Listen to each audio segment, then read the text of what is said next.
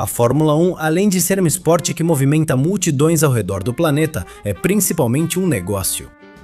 E não é um negócio qualquer, é um negócio que movimenta bilhões de dólares por ano e que não parou de crescer desde que foi comprado pela gigante americana Liberty Media, que soube capitalizar de forma muito melhor o produto que tem em mãos. Neste vídeo explicamos o modelo de negócio da Fórmula 1, como a Liberty Media torna a categoria lucrativa, de onde vem o dinheiro que ela gera, quais são suas fontes de receita e quanto a principal categoria do automobilismo fatura com sua competição em nível mundial. Basicamente, este vídeo será uma análise do modelo de negócio da Fórmula 1, onde vamos tentar explicar aspectos que são extremamente importantes para a saúde, tanto da própria categoria quanto das equipes que competem e compõem o grid do grande circo. Então, senhoras e senhores, sejam bem-vindos ao vídeo especial sobre o negócio da Fórmula 1 como a principal categoria do automobilismo ganha dinheiro.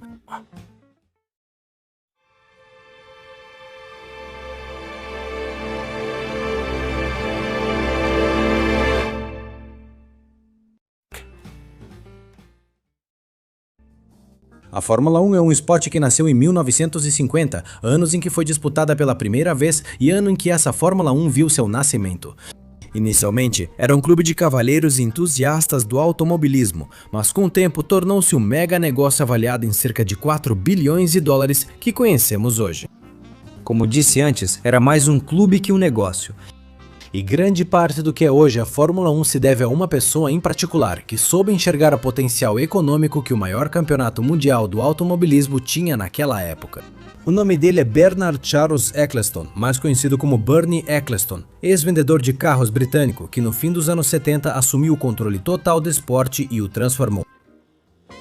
Antes, ele foi um dos proprietários da equipe Brabham de Fórmula 1 após comprá-la.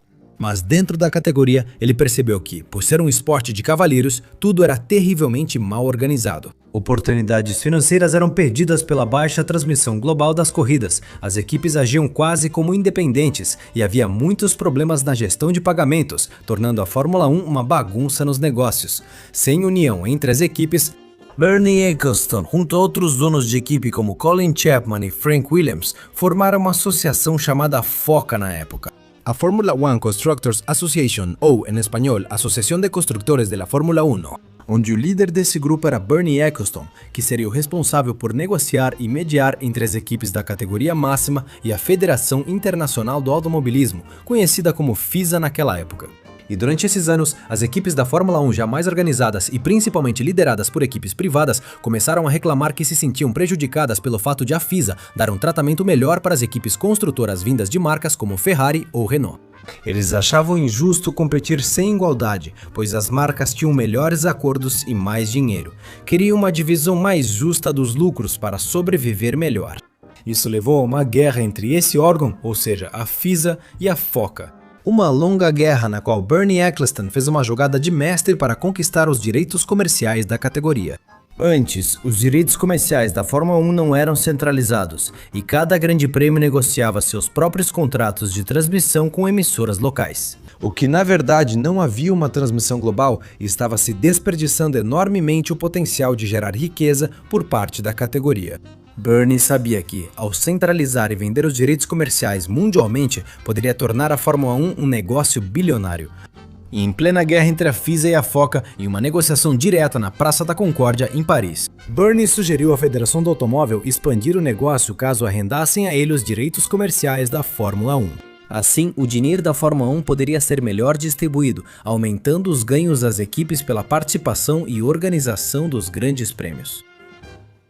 Após várias horas de negociação, a FISA concordou que manteria o controle esportivo e regulatório do Campeonato Mundial de Fórmula 1. Mas a FOCA, liderada por Bernie Ecclestone, receberia os direitos comerciais da Fórmula 1 por cerca de 4 anos, e Bernie teria o controle absoluto sobre eles. Para transformar a Fórmula 1 em um verdadeiro negócio, tudo isso foi definido no Pacto da Concórdia, onde as equipes de Fórmula 1 concordaram em ficar do campeonato em troca da divisão dos lucros gerados pela categoria.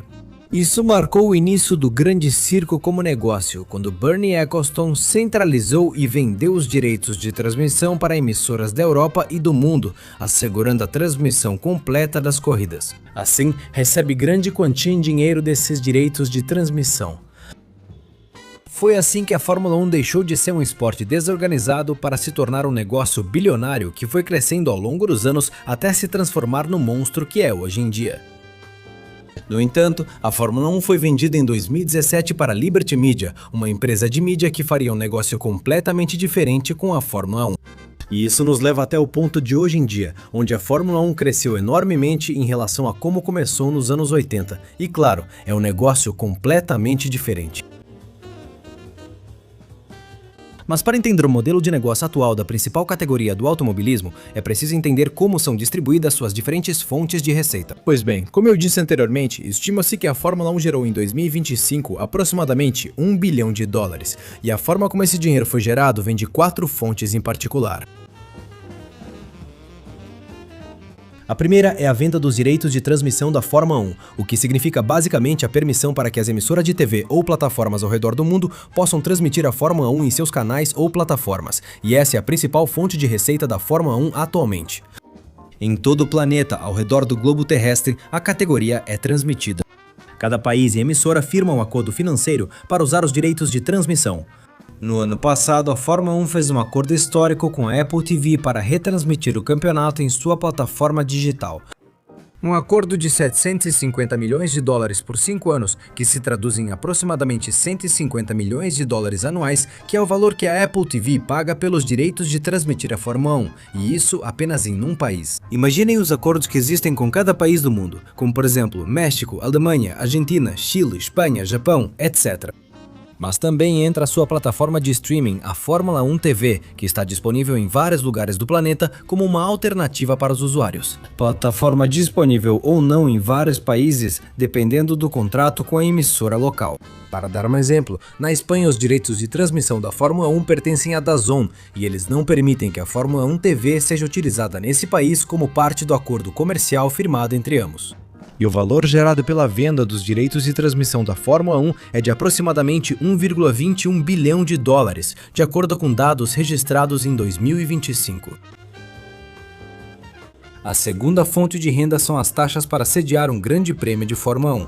Ao contrário de outros esportes, para estar no calendário mundial da Fórmula 1 é preciso pagar. Isso é chamado de taxa para sediar um grande prêmio de Fórmula 1, ou seja, o valor pago para que a categoria corra em seu país. Nesse esporte, não basta querer organizar um grande prêmio, é preciso apresentar à Fórmula 1 um plano onde o grande prêmio solicitado tenha garantias financeiras, potencial para ser um sucesso e exista solvência econômica para poder pagar essa taxa durante o período do contrato para organizar a categoria. Na verdade, não é fixa, e cada país negocia valores diferentes com a Fórmula 1 para sediar o evento. Por exemplo, Mônaco e Grã-Bretanha pagam US$ 25 milhões por ano para organizar sua competição, enquanto Arábia Saudita, Azerbaijão e Catar pagam cerca de US$ 60 milhões pelo grande prêmio. Obviamente, quanto maior o pagamento, mais benefícios você obtém para a realização da sua competição, e quanto mais um país estiver disposto a oferecer para fazer parte do calendário, maior a probabilidade de ser aceito e poder integrar essa lista exclusiva de 24 competições no ano. Além disso, como mencionei, quanto mais você paga, mais privilégios tem. Por exemplo, Abu Dhabi paga uma taxa extra para ser a última corrida da temporada. Isso sim, os promotores só veem retorno no seu investimento na venda de ingressos, pois os patrocínios que aparecem na pista, patrocinadores do evento e as áreas de hospitalidade vão direto para os cofres da Fórmula 1. Com cada país é diferente, mas são 24 etapas no ano, que juntas geram aproximadamente US$ 1,03 bilhão anuais para aumentar o poder econômico da Fórmula 1. O terceiro item são os patrocínios pessoais da categoria. Ou seja, marcas que investem em visibilidade, seja com branding oficial na pista ou ativações diretas com a categoria. Exemplos são os patrocínios vistos nas diferentes pistas do Grande Circo este ano e em anos anteriores. Por exemplo, marcas como Louis Vuitton, que se promovem não só em pontos estratégicos do circuito, mas também são responsáveis por apresentar os prêmios em forma de colaboração. Ou, por exemplo, a Tag Heuer, que por meio de parceria com a Louis Vuitton entrou na Fórmula 1 para substituir a Rolex como relógio oficial da principal categoria do automobilismo. Os patrocínios são uma grande fonte de renda para a Fórmula 1, basicamente através de marcas majoritariamente premium que pagam simplesmente para marcar presença nas pistas ou para serem diretamente associadas à categoria.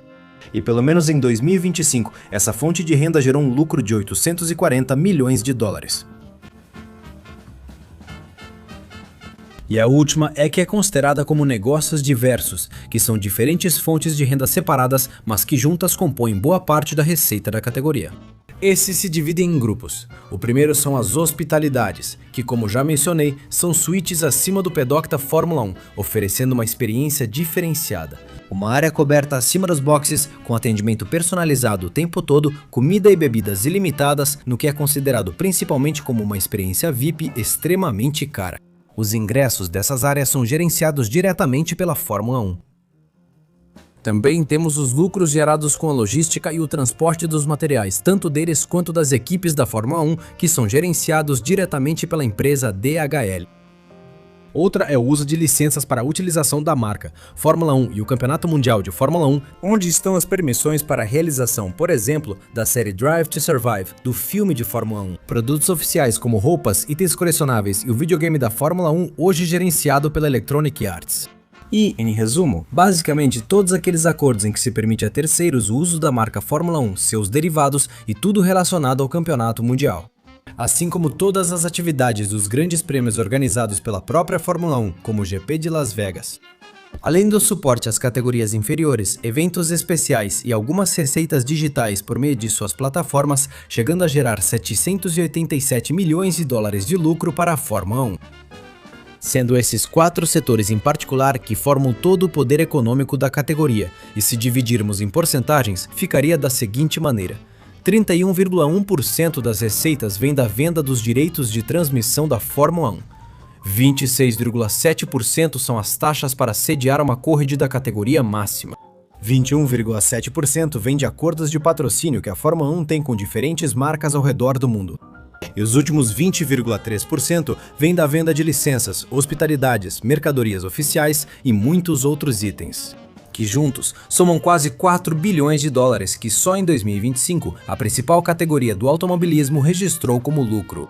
Porém, nem todo esse lucro vai para o grande circo, pois precisa ser dividido conforme o Acordo da Concórdia, assinado pela Fórmula 1, equipes e Federação Internacional do Automóvel. Desses 100% dos lucros da categoria, 45% são divididos entre as equipes. O prêmio depende da posição no campeonato de construtores. Quanto melhor a colocação, maior a premiação para a equipe ao fim da temporada. A FIA fica com 10% desses rendimentos, que utiliza como cláusula regulatória, e a Fórmula 1 fica com o restante dos 45% dos lucros, que precisa separar dos custos operacionais.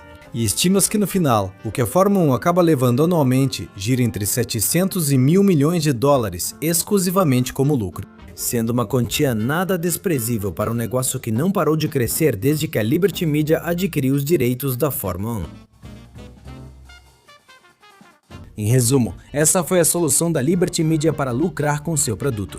Um produto que evoluiu de um grupo de entusiastas do automobilismo liderados por Bernie Ecclestone, que transformaram o esporte dos carros mais rápidos em um negócio bilionário. Tudo isso graças às propostas que Bernie Ecclestone apresentou, mas que definitivamente foi potencializado ainda mais com a gestão do gigante da mídia Liberty Media, que hoje em dia trouxe a Fórmula 1 de volta ao topo. Um negócio lucrativo tanto para a própria empresa quanto para as equipes que participam da Fórmula 1 e que não para de crescer já faz algum tempo, e que ameaça fazer com que a forma de ganhar dinheiro e explorar financeiramente a marca Fórmula 1 só faça com que os lucros continuem crescendo cada vez mais.